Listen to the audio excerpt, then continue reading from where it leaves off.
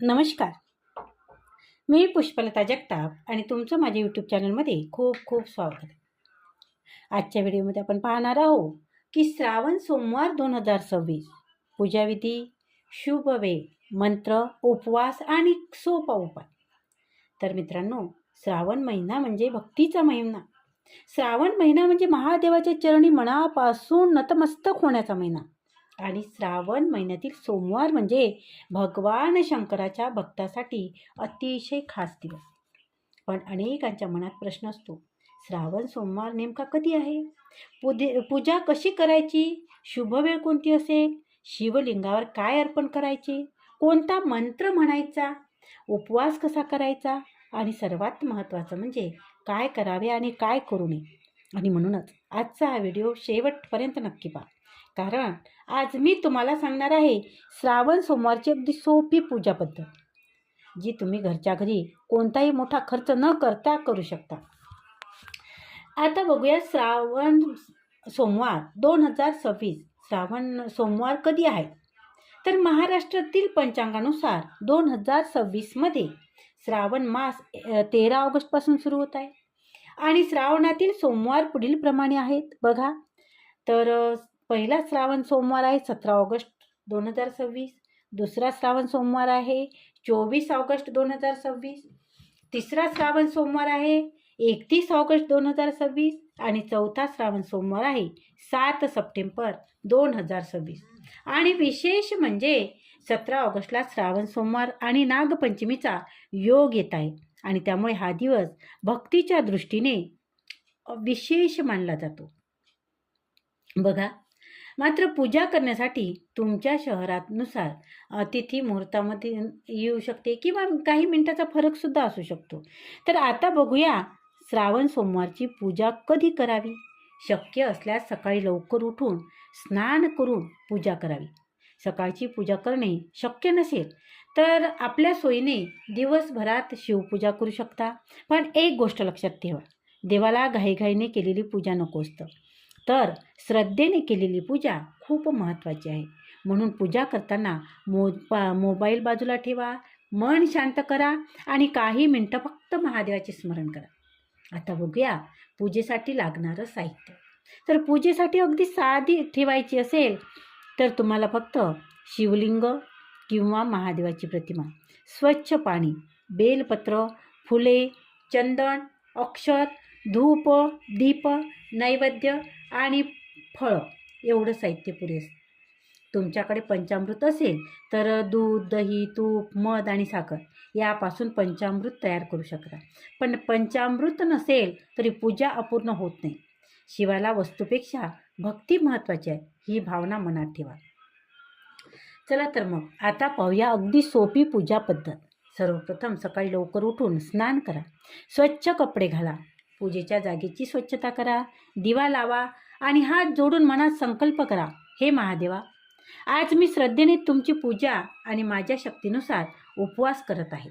माझ्या आणि माझ्या कुटुंबाच्या जीवनात सुख, शांती, आरोग्य आणि सद्बुद्धी राहू दे. त्यानंतर सर्वात आधी गणपतीचे स्मरण करा. ओम गणपते नमा असा 21 वेळा जप करा. त्यानंतर भगवान शिवाचे ध्यान करा. शिवलिंगावर जलाभिषेक करा. आता शिवलिंग स्वच्छ पाण्याने अर्पण करा आणि पाणी जेव्हा अर्पण करताना तेव्हा एक मंत्र म्हणा, ओम नमः शिवाय. हा मंत्र मनापासून म्हणत राहा.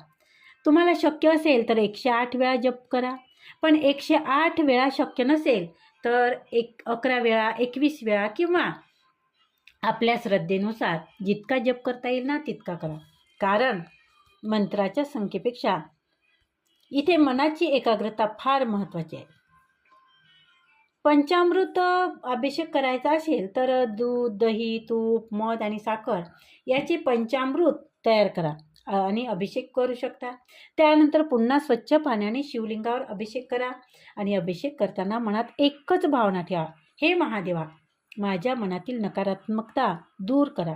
माझ्या कुटुंबावर तुमची कृपादृष्टी राहू द्या. श्रावणात जलाभिषेक आणि पंचामृत अभिषेकाची परंपरा अनेक भक्त पाळतात. आता बघूया बेलपत्र कसे अर्पण करावे. शिवपूजेमध्ये बेलपत्राचे विशेष महत्त्व आहे. स्वच्छ आणि शक्यतो अखंड बेलपत्र घ्या, ते शिवलिंगावर अर्पण करा. बेलपत्र अर्पण करताना ओम नमः शिवाय आणि मनात आपली इच्छा सांगा. पण लक्षात ठेवा, देवाकडे फक्त मागण्यासाठी जाऊ नका. कधी कधी असेही म्हणा, हे महादेवा, मला जे योग्य आहे ते द्या आणि जे अयोग्य आहे त्यापासून मला दूर ठेवा. ही प्रार्थना मनाला खूप शांत करते. फुलं आणि नैवेद्य. शिवलिंगावर आपल्या श्रद्धेनुसार फुले अर्पण करा. धूप आणि दिवा दाखवा. त्यानंतर फळे किंवा साधा सात्विक नैवेद्य दाखवा. नैवेद्य मोठा असण्याची इथे गरज नाही. घरात जे काही उपलब्ध असेल ते प्रेमाने अर्पण करा, कारण महादेवाला दिखावा नको असतो. भोळ्या भक्ताची भोळी भक्ती पुरेशी आहे. आता बघूया श्रावण सोमवारचा मुख्य मंत्र कोणता आहे. आता सर्वांनी माझ्यासोबत एक मंत्र म्हणा. बघा, म्हणा, सगळेजण अगदी मनापासून म्हणा.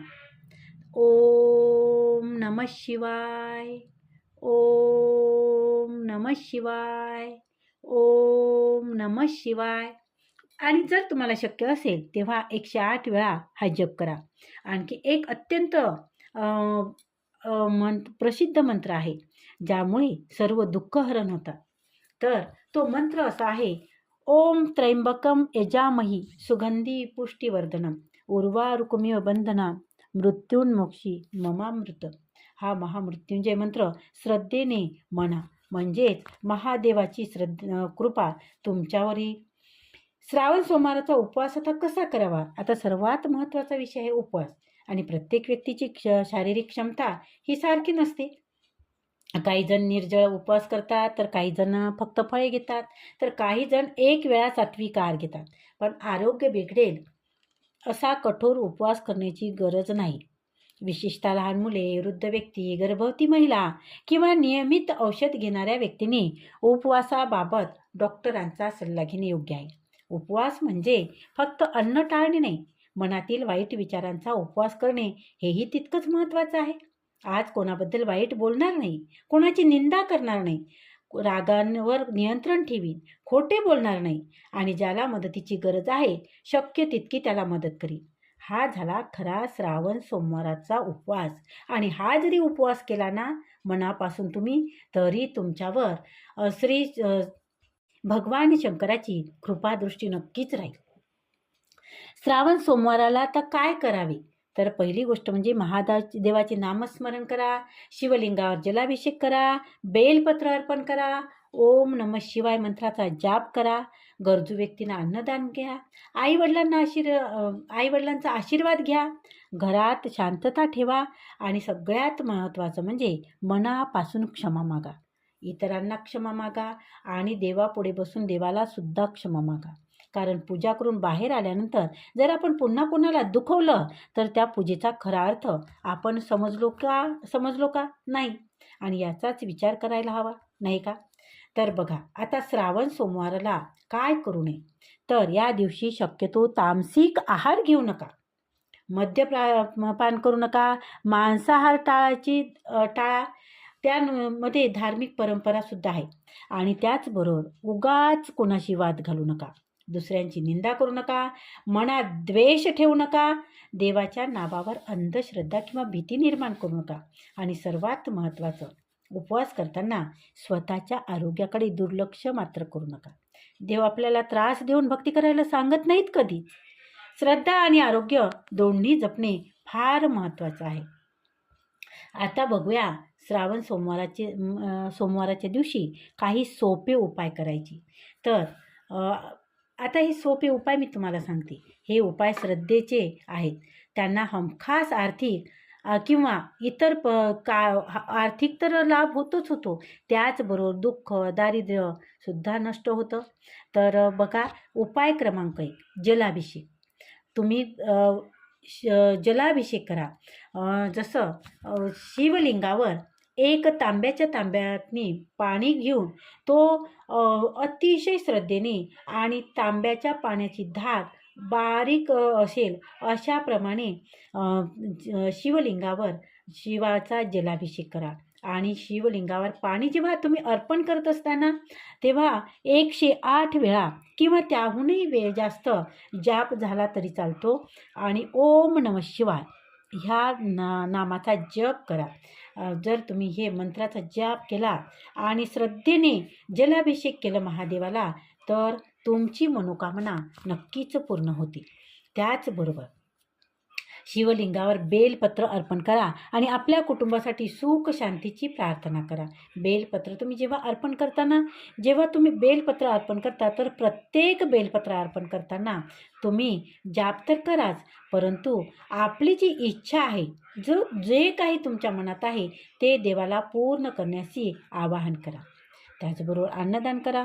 आपल्या क्षमतेनुसार एखाद्या गरजू व्यक्तीला तुम्ही अन्नदान करा. घरातली शांतता श्रावण सोमवाराच्या दिवशी घरात सकाळी दिवा लावा आणि काही मिनटं शिवनामस्मरण करा आणि शिवमूठ देवाला अर्पण करा. शिवमूठ अर्पण करण्याचं एक परंपरा आहे. तर बघा, शेवटी महादेवाची प्रार्थना करा. पूजा पूर्ण झाल्यानंतर हात जोडून म्हणा, हे भगवान महादेवा, माझ्या घरावर तुमची कृपा सदैव राहू दे.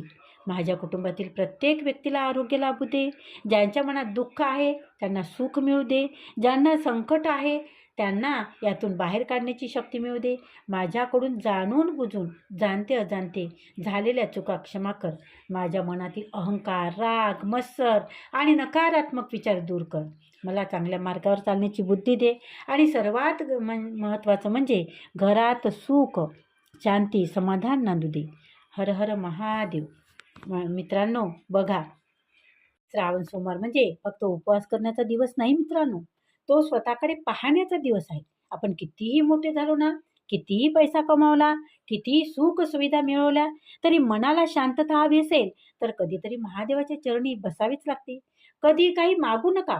फक्त काही क्षण डोळे बंद करा आणि म्हणा, महादेवा, मला काही नको, फक्त माझ्या कुटुंबावर तुमची कृपा ठेवा.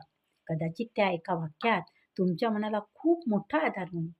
जर तुम्हाला आजची ही माहिती आवडली असेल तर व्हिडिओला लाईक करा.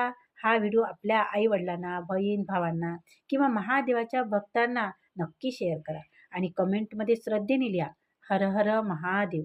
पुन्हा भेटूया अशाच धार्मिक, आरोग्यविषयक आणि जीवनाला उपयोगी माहिती घेऊन. तोपर्यंत हर हर महादेव. श्री स्वामी समर्थ. धन्यवाद. खूप खूप खूप धन्यवाद. तुम्हाला जर हा व्हिडिओ आवडला असेल तर व्हिडिओला लाईक करा, व्हिडिओ शेअर करा, कमेंट करा. भेटूया पुढच्या व्हिडिओमध्ये. आणि तुम्ही जर चॅनलवर नवीन असाल तर चॅनलला सबस्क्राईब केल्याशिवाय जाऊ नका. धन्यवाद.